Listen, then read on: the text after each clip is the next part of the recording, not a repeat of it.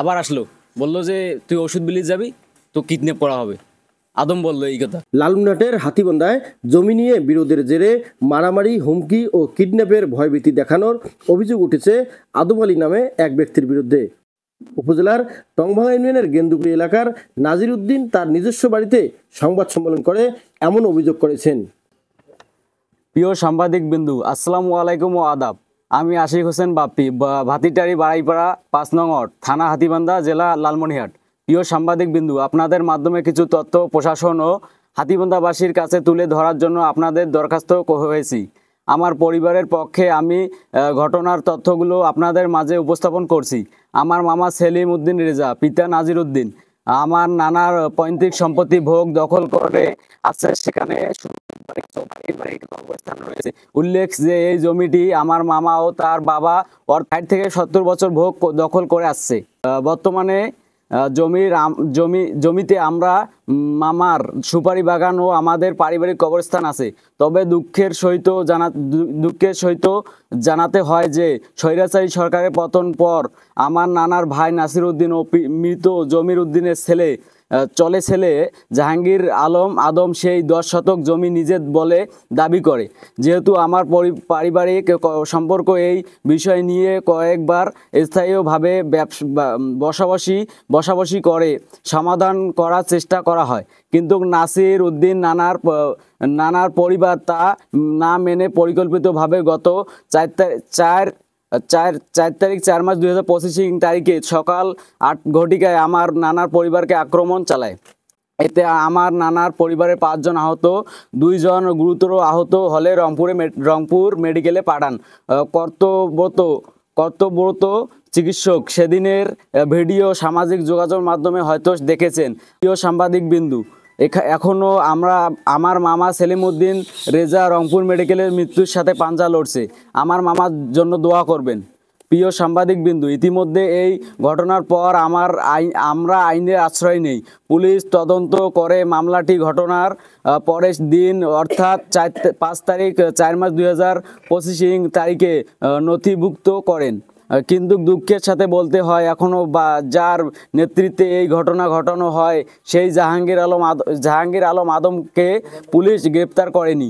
আপনাদের মাধ্যমে Lalmonirhat police super মহোদয় ও হাতীবান্ধা থানার অফিসার ইনচার্জ এর দৃষ্টি আকর্ষণ করে বলতে চাই, আমাদের পরিবারের দিকে একটু তাকান এবং সেই ঘটনার অভিযুক্ত আসামিদের গ্রেপ্তারের জন্য অনুরোধ করছি। আর জাহাঙ্গীর আলম আদম তার ফেসবুক এর মাধ্যমে আমার নানার পরিবার ও আমার মামা সেলিম উদ্দিন রেজাকে নিয়ে নানা হয়রানিমূলক অপপ্রচারণ চালাচ্ছে ও আওয়ামী লীগের ট্যাগ দেওয়ার চেষ্টা করছে।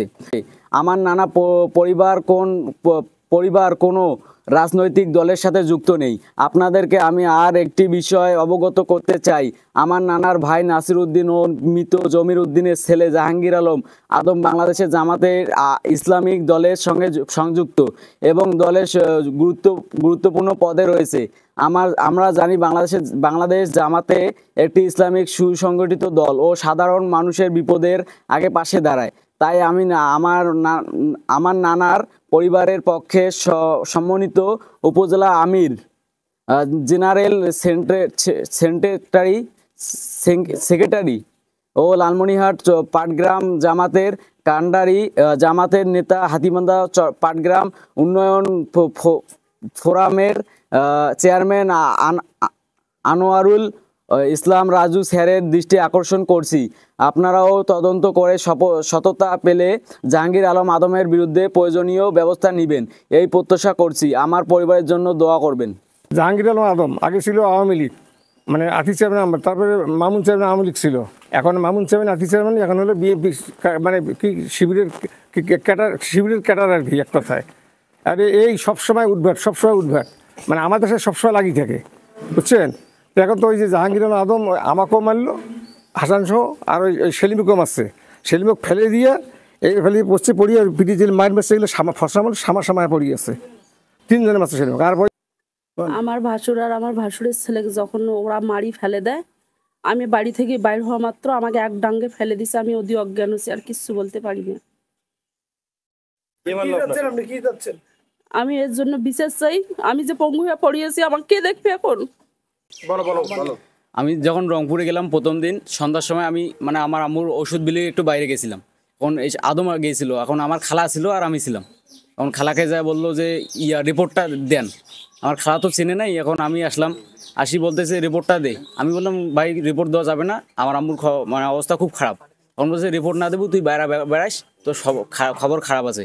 শান আসলো, বলতেছে কত টাকা খরচ হয়েছে, খরচের টাকা দিতেছি, আর যাওয়ার সময় যে ছাড়পত্রটা দিবে ওই ছাড়পত্রটা আমাকে দিবি।